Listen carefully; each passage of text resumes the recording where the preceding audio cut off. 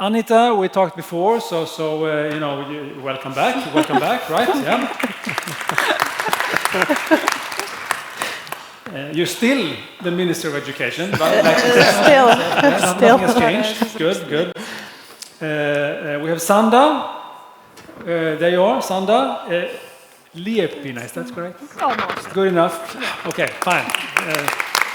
You're the chairwoman of Riga Business School Advisory Board and also Riga Tech University Board member. It's going to be interesting to see what your reflections are when it comes to this. Then we have Oskars Kaulēns. There you are. Hi, welcome. Give him a hand as well. Yeah, he did. Yeah, you sure did. Yeah. Principle of friendly appeal. Is it? How do you say it? Cēsis. Yes, that's right. Good. State Gymnasium. Nails. Kalniņš. My God, I need to work on this one. I actually did. I practiced, and still I failed. I don't think I will get an A right on that part. Director of 5G Techritory. We need to find out what that means. I don't know what that means. I need to find out. And also member of Supervisory Board of Riga Technical University. And then we have Elīza, is it? Yeah. Elīza. Okay, good. Gulbe. Riga Business School, IT Leadership, you're a student. Yes. Now, just so you know, Elīza, you will represent all students in Latvia. That's your job.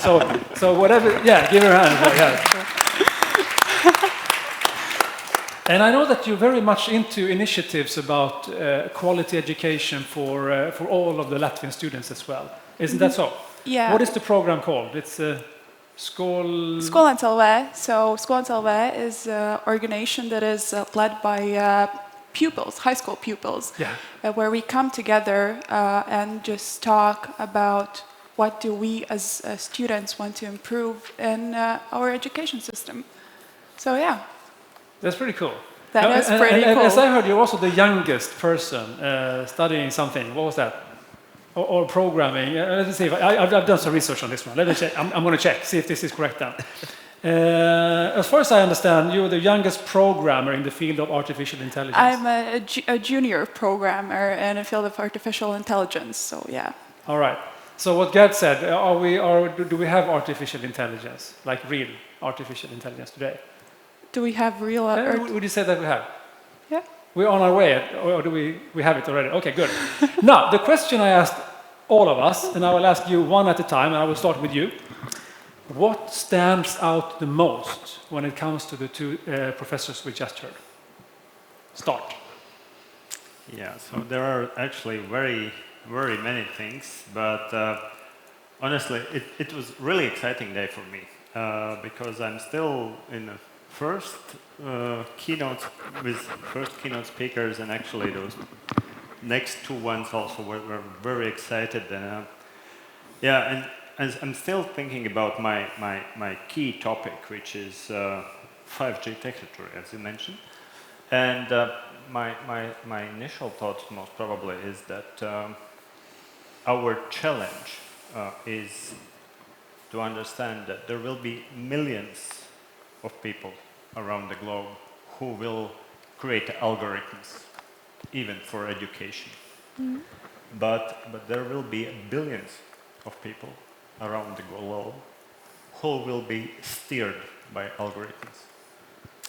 And actually, I'm still thinking what we can get out from those bright minds for us, for Latvia, to reconstruct our educational system in a way that we will become a country which is worldwide known as creators, mind creators, who can control and write the algorithms. All right. Okay. So algorithms might be the kind of the holy grail here. Yes. It sounds like. Okay. Yes. For the next couple of decades, I would like to say. So not only did you get all that, but you also had a reflection on what to go for as well. Before I go to you, Elīza, where are my manners, Vijay? You're also part of the panel. I forgot to say that. Give him a hand for that. I'm sorry about that, but you already been introduced, presented, and all that. We'll come back to you soon. I'll give you a micro credential. Okay, that's good. On manners, yes, exactly. What stands out from the speakers you just heard? I think that today we all saw that the rules are changing. And a lot of times today we heard that younger generations can also teach us, the older generations, new things, right? And that is true. We can teach you a lot, and we have fresh view, and we maybe do not know everything. But that is not necessarily bad. And today, I'm not here to be a check mark in diversity box. I'm not that. I'm here to propose a new agreement where we respect each other and view each other as equal partners and stakeholders of the education system. And from what I heard today is, how I view it is that the older generations can teach the younger generations the values, the morals, the dilemmas, enforce being creative, and be our mentors and teach us also emotional intelligence. But we as a younger generation, we can teach you some things too. I had a very, very fruitful discussion during the lunch where I just mentioned that I developed a course on Excel, Power BI, and Python. And the sweet lady after this conversation, she came to me and asked, "Oh, where is this course? I'm so interested in that." And she, not for even a bit of a second did she question my age. She viewed me as an equal. And I really enjoyed that. And the last thing I just want to say is that the question goes to you. Are you, as our education current leaders, are you ready to unlearn some things?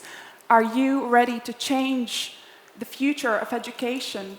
Because as we heard from our futurists, you have to unlearn a lot of things, and that is not easy. That's even harder than just learning, unlearning. So, yeah. All right. I hope that this wasn't the last thing you will say, but it's for now at least. Yeah. Okay. Yeah. Well, how interesting. This age thing. It seems like as soon as we enter the workplace, that's not an issue anymore. It's just like in school, and then we have this idea. Oh, okay, you're in second grade. I understand what you mean. It's kind of frustrating sometimes. Thank you. Anita, what stands out from what you just heard? A lot of things, but continuing the idea about the age, at first taking into account that I am probably one of the youngest education ministers in Europe, and yes, I'm only 34, but at first it was a bit scary, and I still don't have my PhD. I hope I will. And maybe I don't have that much experience in the field as I would like to. And I know that all the people here are much smarter, much more experienced. But then there is a saying, if you feel like the smartest person in the room, you have to leave. And I'm very happy that I'm not the smartest person in the room. And I think that this is something we definitely have to learn from our youth, from the young people, the things we haven't learned already. But about today's speech and the second keynote speakers, there are two things. One, this idea from the Professor Reimers that everyone is an agent of change. And whilst listening to VJ, I felt that future is here, but it's not distributed yet. No, okay, so there are so many things that we actually know now by science and so on, but it's not distributed yet. So that in itself will take some time, I guess. I heard that expression as well. I think I heard the version of, if you are the smartest person in the room, you are in the wrong room. Yeah. I'm never in the wrong room, so you know that. And by the way, you play yourself down quite a bit, because with your education, what you do, and with your title, what you do here, if you were in Sweden, you would be a rare unicorn, I will tell you. So don't worry about that. Thank you. Okay, so what stands out according to you then? Hey, we have a lot of preconditions in place already, and all we need to do is get the visioning right, which we're also doing today here, and then get on and execute and be in a different place, the one that we envisioned in a couple of years' time, and check in from time to time how we're doing, if we're doing well. And when I say we have a lot of things in place, I'll give a couple of examples. The micro-credentialing, if you look at what the competency model for the curricular redesign in the primary and secondary schooling in Latvia has done, it has in fact, in the legislation and the policy, introduced the micro-credentialing. And now the question is, will the system be ready, and how do we make it ready to actually fully utilize what has already been enabled? So we're significantly further ahead than many other countries in terms of thinking and visioning. A lot of these things that are currently being discussed as visionary are already in place in policy and legislation here in Latvia. And now it's the execution part. So for example, how will we cater in the coming years to courses that are the second level courses for math, physics, chemistry? These are all effectively micro-credentialing. You can take them outside of the current school and cater to the students that are interested in a very different setting, a different environment. So that's an example of where we have a lot of things in place that we can support.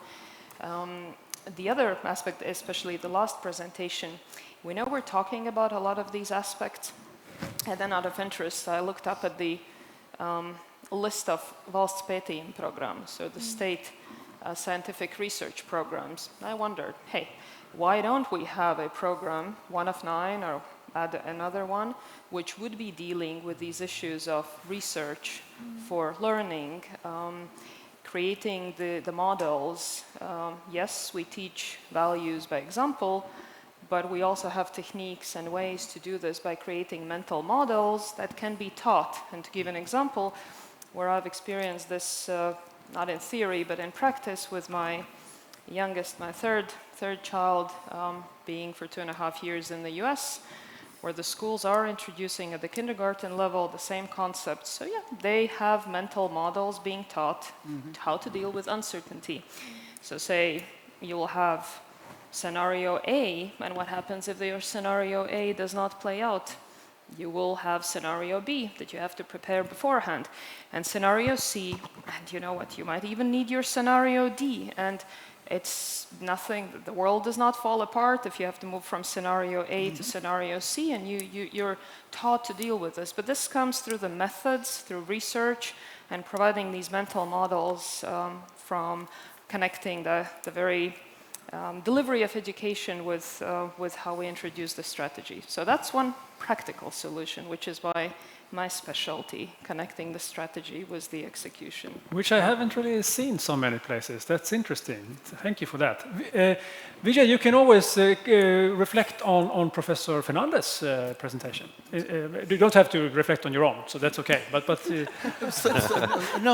what I'd like to do is combine two things that I heard. One is about young learners with what was said about distribution, about the distribution problem. Because, and then of course, you know what you're saying. And the thing is, when I hear the young learner, and I totally agree, because at lunchtime we were talking about when I watched my son, when he was young, play games, I mean, the ability to navigate so many user interfaces, I could never do. And when I was in graduate school, I used to teach computer camps for kids. And these were 8-year-old, 10-year-olds who would create games, right?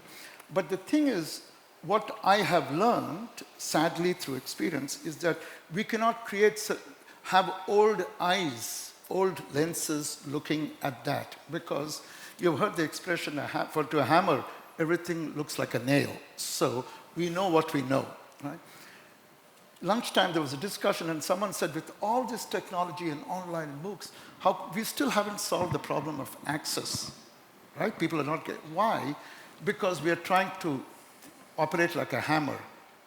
Many of these learners, in fact, if you look at some of the data around MOOCs, the intent was very, very good, saying we want to democratize educational opportunity, but you find that the folks who are coming are people who already have degrees or had prior education. So because they did not have the preparation to take advantage of the copious amount of courses, new things that were there. So the point with the distribution young is we have to think about how do I interpret the needs of these learners, some whose needs have been unmet, A, because they are of a different generation, B, because perennially, because of some crisis, social-political considerations, their needs have not been met, which means you have to redesign the thing with new lenses. And for me, and that comes through leveraging how do we think about the science of learning.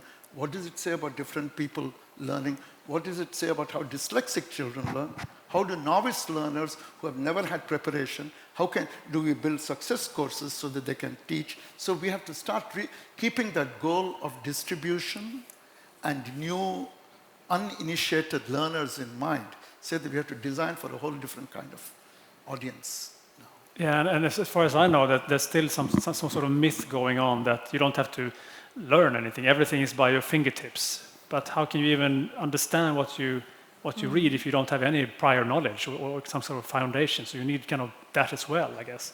I'm going to you now. Finally, Oskars. Okay. What stands out from the two presentations? I have 2 points. One makes me really happy and hopeful, and one is pretty sad and a little bit confused. I will start with the happy one. Usually when we are talking about the future of education, we talk a lot about what we have to learn, what should be the content, what skills we need to develop for our students, but we talk pretty less about what we have to unlearn. And as a principal in schools, I have taught a lot of teachers in Latvia, and what we can see that there is a lot of ineffective practices going on inside our classrooms, inside our schools, and that's the main point we need to start with teachers, to give them the additional support, and then we can make those changes happen, which we talked and heard before.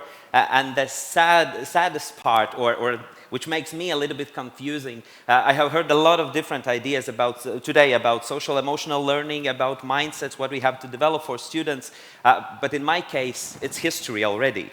Because 11 years ago, when I started to teach and become a teacher in ordinary school here in Latvia, I heard the same things, that's the future. And the saddest part is that adults, me, myself right now, and also in this auditorium, we haven't done something right. We have made some very, very good steps, and we are moving forward to the future and bring future right now, but there's a lot of things we have to do and to make this future happen. Okay, so let's talk about that then. Let's go into more concrete things compared to the people. Sure. What kind of things do you mean that we need to do? For example, I'm like one part of my job is working with teachers and to support them in different ways. And what we can see that if we want our teachers to imagine the future, they need wider perspective and need some additional experience. Mm-hmm. For example, if I have worked for 20 or 30 years in one organization, only in one school, in one concrete governance and under one concrete principle, my perspective on what education can do is really, really narrow. That's why, for example, I'm speaking as a principal, my role in my school is to bring this outside experience inside the school or bring my teachers outside the school to see what other organizations are doing and to learn from them, for example. That's one of the cases. So best practices, benchmarking, checking it out. Yeah. This is a good example, and I think we have to move forward with it, with creating leaderships in schools. And this is something we have lacked because, as I said, we have, I believe, future curriculum right now we are starting to implement. But what has been a little bit wrong that we didn't start with the teachers, and you are totally right about that. But now we are where we are, and so we have to create these leaderships in school to change the teacher's mindset from the role of bringing the knowledge to just be facilitators, and this is, I think, this is the key we are missing right now. If I can follow. Yes, sorry, yes, you first. Yeah. I challenge us to think that the change is not only inside the school.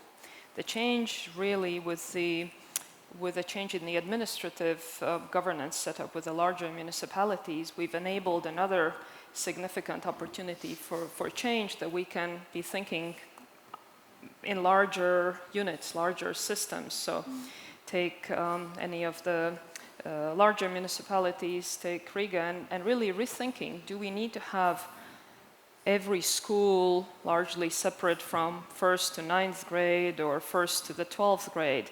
I'm looking at the neighborhood that I just returned in the fall. I'm looking at the Riga's, maybe Ms. Ratinika is still here, so to give you an idea. So there's Riga's Hanzas Vidusskola, which has nice outside space, really great for elementary school kids. They could run around. And then you have Riga's 49. Vidusskola, which is very close there, which has no space to run around. So you look at that, wouldn't it be better to concentrate the teachers that can teach the elementary school grades with open air space, and then the top, or the further grades, maybe 7 through 9 or 7 through 12 in Riga's 49, and rename them whatever names you want. But these are the changes that you were talking about, that we need to rethink how we manage the system. And so in that case, you could have teachers that specialize with elementary school kids, provide the support to the kids that need support, and provide the excellence and ability to cater to the top end as well for all elementary school kids in that neighborhood. And the same way you could have a larger grouping for a different age cohort. And right now you have 2 probably suboptimal systems very close nearby, and a couple others there. So that's what you're talking about in terms of rethinking. So thinking of a very different setup inside these larger municipal groupings. And the question is, how do we get there? I'm sure there are already some municipalities that are experimenting, but that's the future, and that's what we need to unlock. And very few people here know how to run that kind of school system, and that's where we need the extra research and the examples to be provided. Great. If I may just to pick up on these, and in fact, the lab that we talk about hopefully will put out models like this. But I want to introduce 2 thoughts in this regard. One is, we talk about learning science, we talk about education technology, we talk about domain expertise in physics and math, etc. And we expect this teacher to be all of that, right? So I want to introduce the notion that teaching is a team sport, right? Which is that it is no longer a person, it is it's a learning, we use the term learning engineer, a lot nowadays, How do you construct through the inputs that a learning scientist brings, an education technologist brings, working with the domain expert in order to create learning experiences, right? The other thing is, which I touched upon, which is part of this team sport, is the ecosystem. One of the things I'll tell you, when Anant Agarwal, who started edX, when he taught his first MOOC, there were 2 instructors, there were 2 TAs, and there were thousands of people taking the course online. And we thought it was a sort of a one-to-many experience. What we found out within a week was there are approximately 600 communities, groups that had formed online. So suddenly your learning ecosystem was not just these instructors, the TAs and the students. Those groups that had formed were also part of how this learning was happening. And you have to think about what is the scaffolding, what is the mechanisms that we create in order to make them part of this whole learning experience, because that's what you care about. So in these things, I think we might want to think about how to redesign the whole thing. And we are engineers, we are scientists, we are artists. We can think about how that learning system can work. I spend so much time in the workplace with my clients. It's all about workplace, how do you work, and meetings. Anyone who attend meetings, like often? Yeah. You know what I mean, right? And there's so many of them are just information meetings, blah, blah, blah, blah, blah. If you talk for 1 hour, I can read that in 10 minutes. Why haven't we seen more of that also? The fact that we the kind of flipped classroom version of it, where you get some information perhaps before, and then you can actually discuss in the class, what you talk about, communities discussing in the class. Do you see a lot of that in school right now, for instance? Or is it still kind of lectures and then you go home and say, what happened? Well, I think that I would say that I'm an active student usually, so I really enjoy creating these study groups and study together, because one thing is that what happens in the classroom, and the other thing is what you do outside the classroom with the information. So yeah, I think that having... So you found your way then? It's another way, just... Yeah, and I think it's a good way that works. Yeah. That works, especially in my course. But yeah, this is definitely what you mentioned, that like Space. learning communities that kind of naturally develop, that aren't kind of pushed. They are a huge help when you're learning and So from a learning exploring. perspective, teaming up in communities is good, but also from a teaching perspective, teaming up is good. That's what you're saying. We place a huge responsibility on teachers when we talk about the whole, working with the future of education. So what else can you do for the teacher in order for them to be inspirational and learn and teach kids? What else do you think we should do? You talked about algorithms. Is that what you think is the way forward when it comes to helping teachers? Yes, sure. Yes, sure. Yes. Okay. So Of course. Sure. What else can I say? But I would like to start actually with one other thing, because how we came to the algorithms actually, it's and colleague mentioned already the ecosystem. And I think so that this is also very great possibility for us, for our school development and for our high school development, to be involved in existing ecosystems and actually to create their own ecosystems. And this actually, I think, is very wise way how to improve things faster. For example, a colleague from Cēsis told that he had a kind of narrow view on some things or a narrow experience, and how to get the broader, how to get the international experience. And the ecosystem, especially if the ecosystem is really well developed, and we are not talking about Zilupe ecosystem, but we are talking about Nordic-Baltic region ecosystem. That's really the scale where we can help each other to develop the existing systems and to help actually teachers and directors of the schools and also of the we're not talking about higher education. Are we talking about university level? Or are we talking about elementary school as well? Or? Actually, we're talking about elementary schools as well, because that's the source. Because yesterday we had this wonderful discussion about let's say, our challenges here in Latvia. So that 40% of students drop out from our universities after first year. So that's sad, right? And the question why?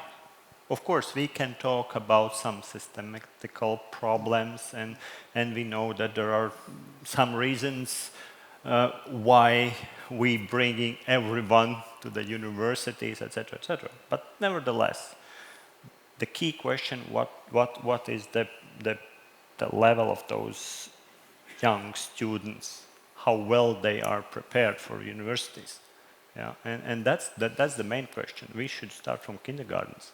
That's my point. Or it could just be that the expectations they had on the training wasn't good enough, so they skipped it. It's like coming to new work. I mean, everybody has at one point applied for a job, I guess, and then you come there and say, "This wasn't like in the ad. This was completely different." And I guess that sometimes you have that. I have had that experience in some university courses that I attended. Coming there full of energy, and then the teaching and the topics were just so boring that I just quit. I said, "This is not for me. I'm not going to spend my time on it." It looked good on paper, didn't work. So it doesn't have to be that they are not skilled enough. It could just be that the way that people are teaching them is not good enough, or the curriculum is not good enough. Yes? If we talk about the university dropout rate you mentioned, I think that one of the problems is that during the high school years, we don't give our high schoolers so much opportunities to try things out, to explore. Because I have a good example.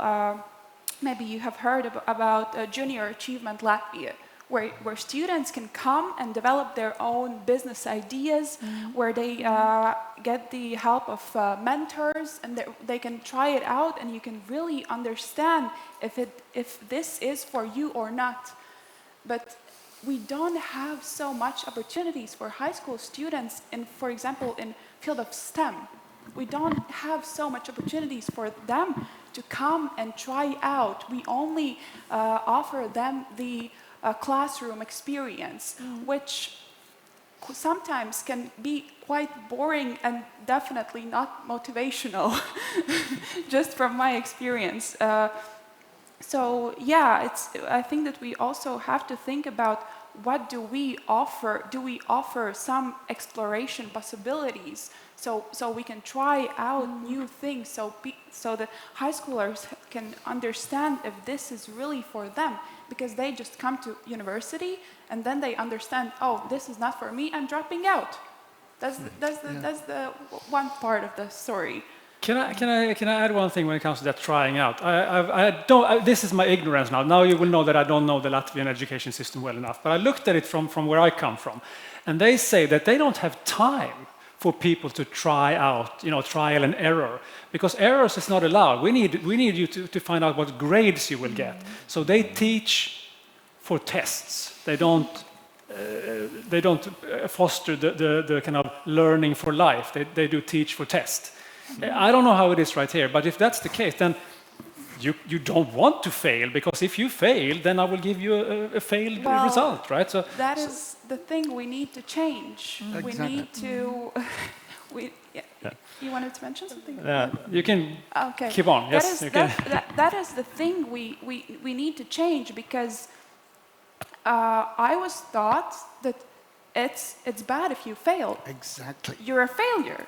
But it's not bad if you fail. You learn so much from failure. Sorry. No, it's on again. Yeah. You were censored for a while. Yeah. You learn much more from failure than if you get it correct. And we kind of should encourage learning from failure.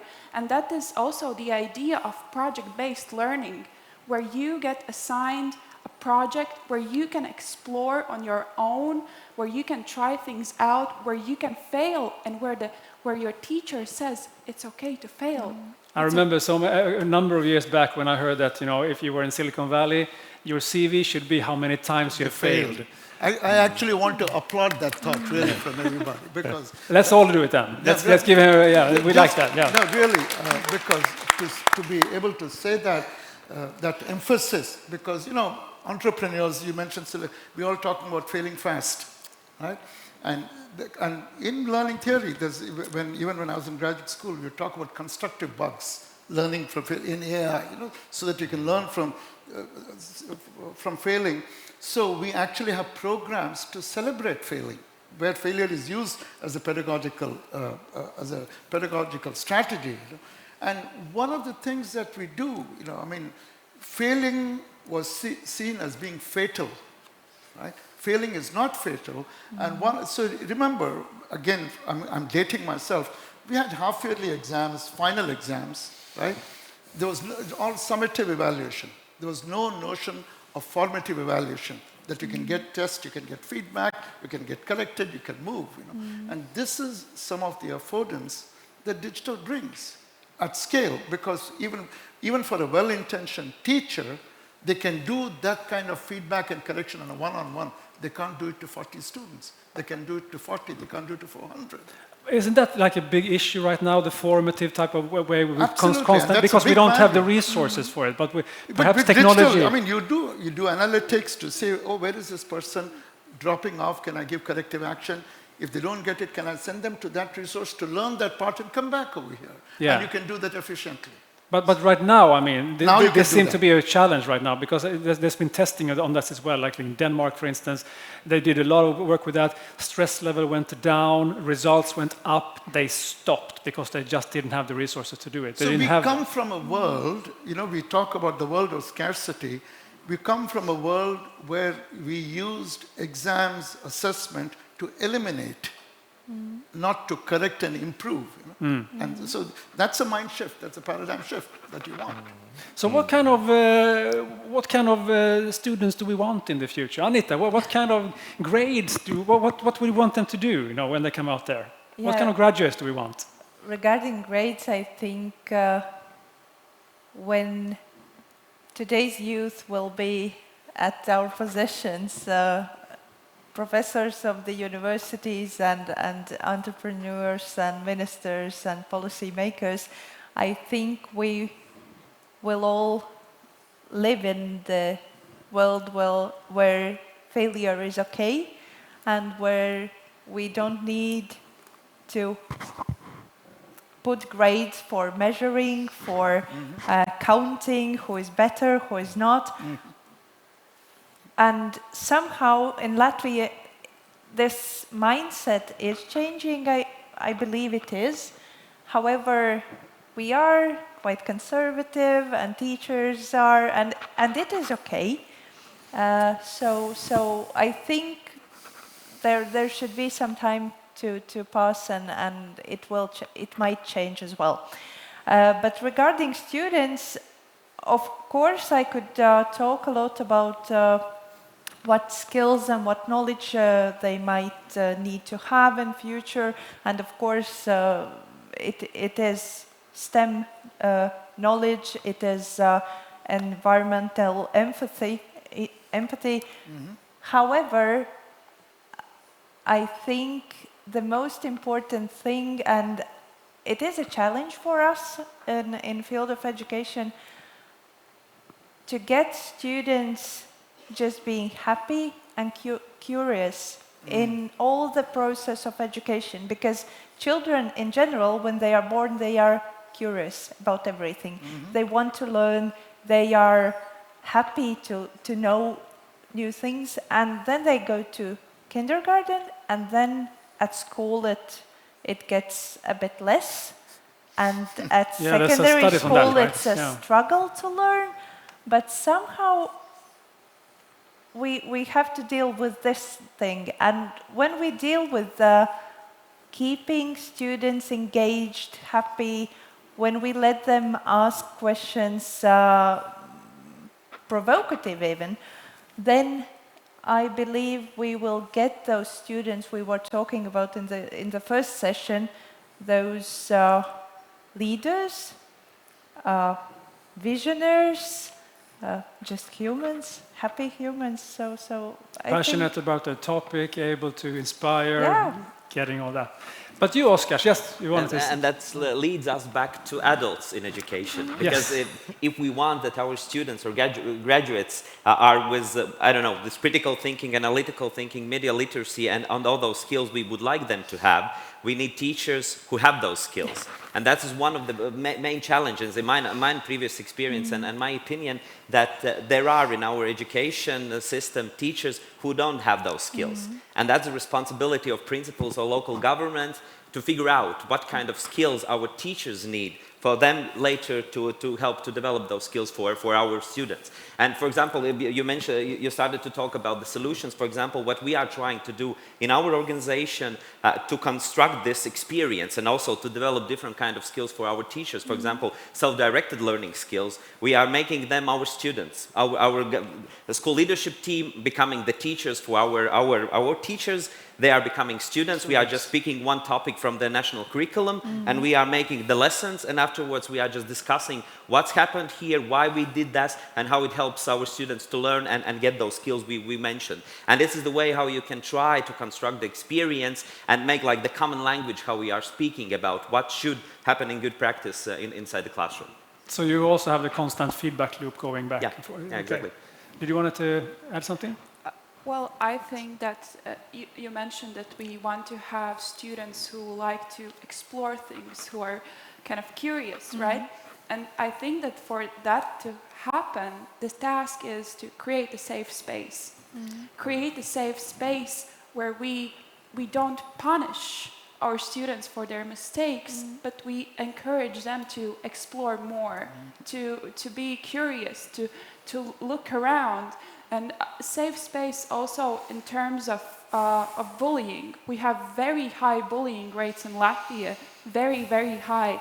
And you just can't feel comfortable learning. You can't feel comfortable being curious, exploring ideas when you are bullied. It just cannot happen. You need to have a very encouraging environment from from teachers around you and from your peers. It's what we call psychological safety in the workplace as well. So yeah, it's the same thing. You wanted to say something, right? Yeah, wanted to comment on what do we imagine the education at all levels should be. At all levels, it should be joyful, kindergarten-like. We should all be kids, curious, learning. So experimenting, there's one way of defining this is like in a hackathon. Real life problems, test out, experiment, find ways. And then that deep self-guided exploration of a doctoral program. Right? So you have to find space for all three of these to have that experience, the positive experience that you're talking about in the school.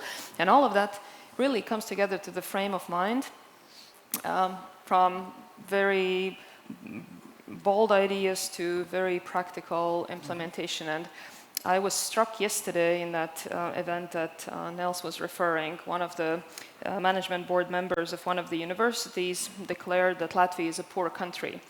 It never left me after I heard yesterday. I was thinking, how does a person come to a conclusion that Latvia is a poor country and talks about it and puts this out? And I looked through all the indexes. No, Latvia is squarely defined as a high-income country. And in fact, according to Human Development Index, is in a very high human development category. And then you can look at the wealth index and purchasing power parity. It's still in a high income, right? So that's kind of that frame of mind that the leadership here and at every level, we can, of course, we won't apply other tools that dissent is disregarded. There will be people that will still be thinking that way, but as a messaging from the leadership, we should be reinforcing the messaging that, yes, we are a high-income country. We are definitely not poor. Yes, we want a higher living standard. We want higher life satisfaction, and we are striving for excellence. And to the conservative, the one bit there where I found that lower ranking in search for where does a person find that we're a poor country, I did find that Latvians' life satisfaction sense is only at 6.2 out of 10, below the average of 6.7 across the OECD countries, although on the other indicators we're above the average. So that's for the conservative part. I think Finland is the happiest country in the world right now. Closely followed by Denmark, if I remember correctly. But to be happy, we can perhaps come back to what you just said. If we have an environment where we don't feel safeness or safety and so on, it's really hard for us to get even access to the higher functions of the brain. I know, Vijay, you talked about cognitive science and so on. You don't. Your threat system is just going berserk, and all you want to do is survive. And in that environment, you're not really interested in failing. You're not interested in expressing yourself. You just want to run away or attack somebody. So Oskars, for instance, you are as a principal right now. Do you feel that you have too much of a burden on teachers to be also guards or something like that? Instead of being able to inspire, they also have to be more like, guards, I guess, security guards or something. I think that one of the problems is our previous experience. I may say that we are the slaves of our experience.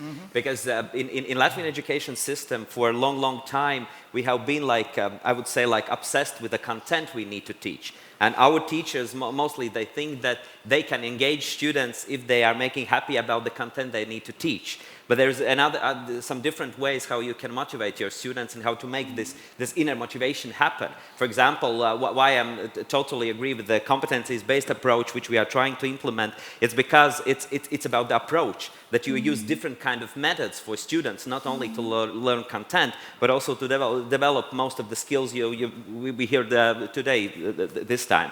And that's why in my opinion, if our teachers can get the experience that they can learn something new in a different way, that they can support, and they get the support they need from school principal, I don't know, support team in school, from local government. They would know, they will get smarter how to support their students. Because sometimes there is a lack of skills how you can support other people, how you can give constructive feedback for students. That's what you mentioned about criticizing and making the failure like a whole tragedy, you know, in education. Yeah, but it's not like that. And in my opinion, yeah, we need to focus on teachers, how we can support them. And one other thing I would like to add, especially when we are talking about teachers' professional development, which is the topic of my research for PhD, we usually talk a lot about functional development, that teachers need methods, strategies, tactics, and it's fine. But we talk not so much about attitudinal professional development. It means about our beliefs, about our values, about our perceptions of how education may happen, how learning happens. And that's what we need to bring inside teachers' professional development. And then teachers will know, they will switch the way how they see learning in their classrooms. And hopefully they will get to learn all the tactics, all the strategies and methods you need for your students to foster their learning. I was thinking that, Sanda, you talk about driving for excellence and striving for excellence. What you just heard, does that match your own belief system, or is it something you want to add? Yeah, absolutely. But I would also be looking at, we have the fantastic examples, like this one here, the school, and others, where you're being driven to excellence through sharing of examples, and you want to exercise that. And there will, in every system, be the other side of the curve, which will need to be nudged in all sorts of ways. And those are the tools that I think we also need to be much more purposeful. So, for example, we have the fantastic tool of Edurio research going on over, I guess, this year, last year, etc. We should be putting these out.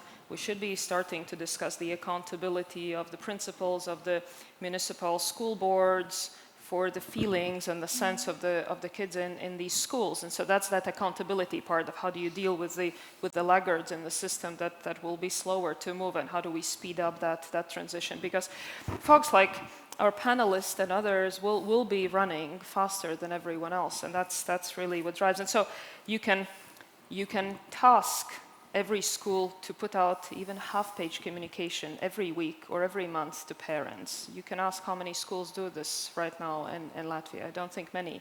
The same way, I think universities are far better in communicating, because they are dealing with a different set of stakeholders. So they've had to adapt. The closed systems are not so good. We could take up the topic of formative evaluation. You could essentially mandate the laggard schools, say, well, you have to allow the kids to try again and try again and try again if they didn't master the topic, and not have a school policy for assessments that says, nope, 1 grade and that's it, you move on the topic, which does not encourage the failure, the constant learning. So adapting, and so these are the things where you can use the system to nudge the laggards to move faster, to change, while providing the positive support. Yes, go on. I have 3 disparate points from the... Yeah. From the There's first, so many threads here. It's kind of, yeah. It's wonderful to listen to the comments. You know, and the thing is, as I was listening to you, and even in the morning presenters, there's a progression. John Seeley Brown was one of my mentors, you know, and so one of the things that I talk about is learning to be. So there's a progression, you know, when we talk about domain knowledge. So there is learning about physics, content, this thing. Then there is learning to do, which is what you were talking about, action. And then there's learning to be. And learning to be involves all this stuff about learning behaviors, the values, you know, that you want to bring, empathy with people, places, and things. So that's how do we move people up that chain, up that ladder. The second thing that when we talk about this is, oh my God, this is too much, you know. I want to keep on coming to this whole ecosystem notion that we don't have to do everything ourselves. There is a world, there are partners. So at MIT, we used to talk about active learning, and we were going through a lot of planning before this whole digital thing started to. And one of my colleagues who said, look, we care about active learning or project-based learning. We don't have to abandon our care but it doesn't mean that we have to do it. For that experience, they can go there. They can go with the industry. They can go with internship. So start thinking about what is it that we care and how might we leverage the ecosystem to sort of do that. The third point is about tests, and this came up from what you said. So we did, there was a mechanical engineering faculty, and we were all complaining, oh, students, they're always studying to test. So he comes and says, look, I did a study. Why should this shock us? Students are economic actors, right? They have this much time.